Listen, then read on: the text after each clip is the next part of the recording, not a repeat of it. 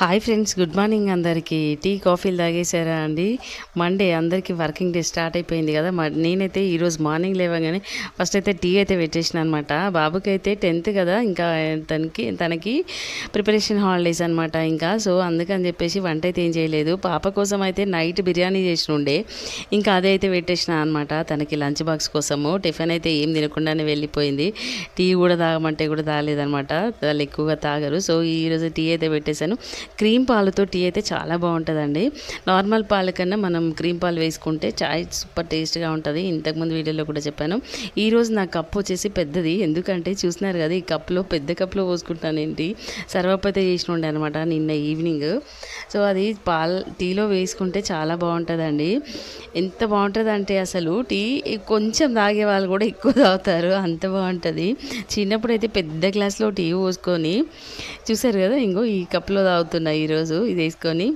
నాకైతే చాలా ఇష్టం అండి సర్వప్ప టీలో వేసుకోవడము, లేదా మురుకులు కానీ అప్పలు కానీ ఇలా టీలో వేసుకుంటే చాలా బాగుంటుంది. అస్సలు ఇంకా ఆకలి వేయదు, అయినా కూడా తింటారనమాట, చాలా బాగుంటుంది.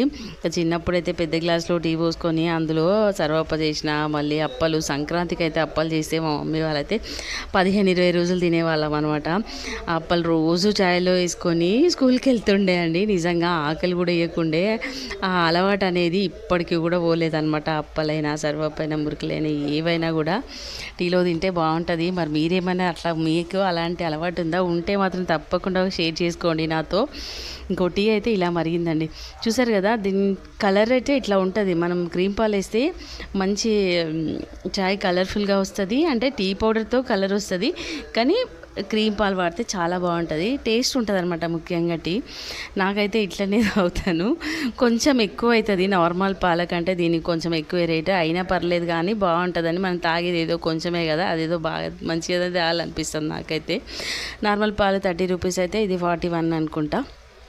కానీ మాకైతే ఇది చాలా రోజుల నుంచి ఈ పాలే అలవాటు అయినాయి, బాగుంటాయి. బర్రెపాలు పోపించుకుంటాం, కానీ నాకు అది వాళ్ళు ఏ నీళ్ళు కలుపుతారో తెలియదు, అందుకే నేను పోయించుకొని ప్యాకెట్ పాలే వాడతాను.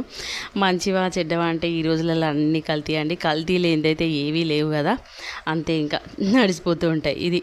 ఈ టీ అయితే మా వారి కోసం, ఇంకా నేనైతే పెద్ద దాంట్లో పోసేసుకున్నా, ఇంకా టీ అయితే తాగేస్తానమాట. ఇంకా వంట పని అయితే లేదు, మెల్లగా నిమ్మలంగా చేసేసుకోవాలి. ఇంకా కొంచెం ఒక 2 నిమిషాలు ఆగితే ఈ సర్వప్ప కొంచెం మెత్తగా అయిపోతుంది. దాని మళ్ళీ ఏంటంటే టీ కూడా దానివల్ల టేస్ట్ వస్తుంది అనమాట. మీరు కూడా ఎప్పుడైనా చేసుకుంటే ఇలా ట్రై చేసి చూడండి, ఎంత బాగుంటుందో. తిన్నాకైతే కామెంట్ చేయండి. ఇంకా ఫ్రెండ్స్, ఓకే మరి బాయ్. ఈ వీడియో నచ్చితే మీరు తప్పకుండా కామెంట్ చేయండి, నా ఛానల్ని సబ్స్క్రైబ్ చేసుకోండి. వీడియో నచ్చితే లైక్ చేయండి, కామెంట్ చేయడం మర్చిపోవద్దు. Okay friends, bye. మరి నా టీ చల్లగా అయిపోతుంది, నా సర్వప్ప టీ సూపర్గా ఉంటుంది.